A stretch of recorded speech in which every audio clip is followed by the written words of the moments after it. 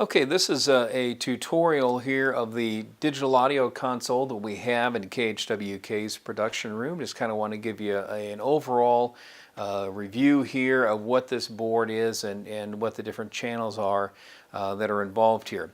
Again, during class there are a few things that we talked about, including what a channel is. And so a channel basically is one of these entire slots all the way up from the on and off switch to the fader to the Q switch, and of course these are your output selectors here, and then your input selector, your AB switch, is up here at the top. All the way from the top to the bottom is known as a channel.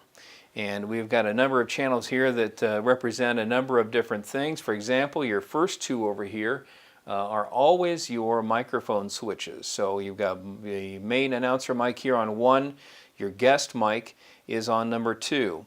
And you'll notice that whenever that switch is turned on, you should have heard a little click there. You'll hear that, and the on-air light outside of the studio will actually come on during that time.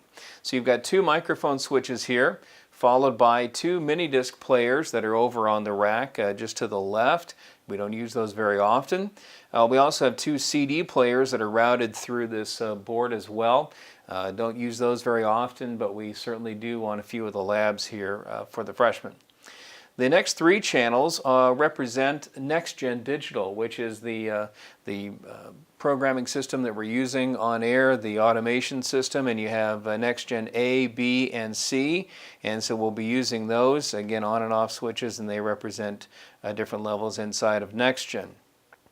After that, we have an Adobe pot. So when we'll be working with Adobe Audition, this allows you to play back what you're working with, and also it allows you to play back things online. And so if you happen to be pulling a clip off of YouTube for a promo or for a different liner that you might be producing, playing it through that channel is going to be preferred.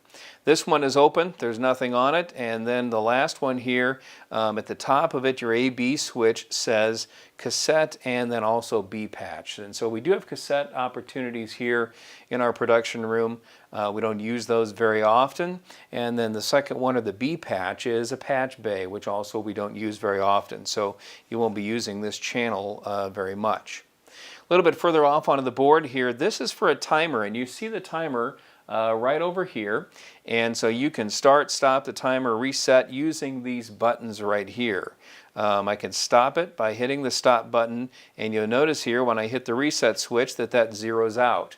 And so if you're trying to time something, or if you're talking and you only need to talk for 30 seconds or 45 seconds, whatever the case is, you can use that switch to start it, and it will continue again.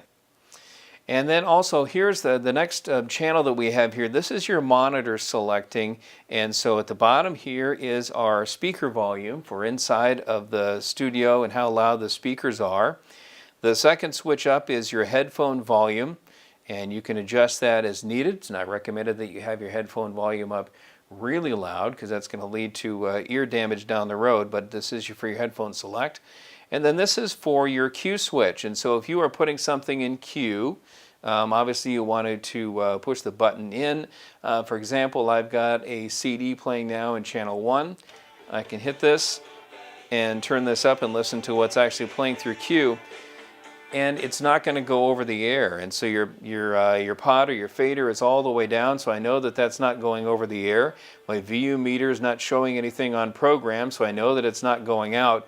But I can put that in Q and be able to get things ready for me to either play over the air or put into my piece of production by using that Q switch, and I can listen to it through the Q volume that's here.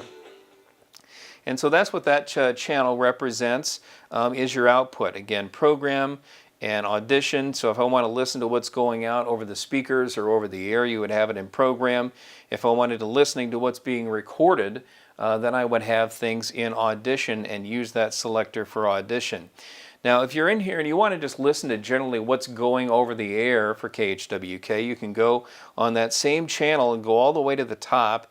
It says External here at the very top, and if you push number 1, that's what's actually going to be going out over the air currently. And so then when you're finished with that and you are just working on general production here, you can put it back in a program and be able to use that here.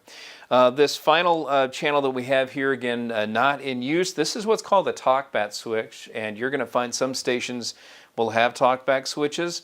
For example, if I was going to talk to somebody in the newsroom or even further down into our control room and they had their headphones on and I had mine on, I could speak into my microphone and be able to hit this talkback switch, and I could talk to them without that going over the air, so we could communicate with each other. But that's what that is for.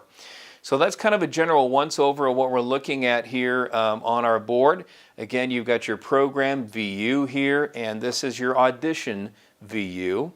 And whenever you're running something through, again, on and off switches on each of those channels. So for example, I've got something running through CD1 here.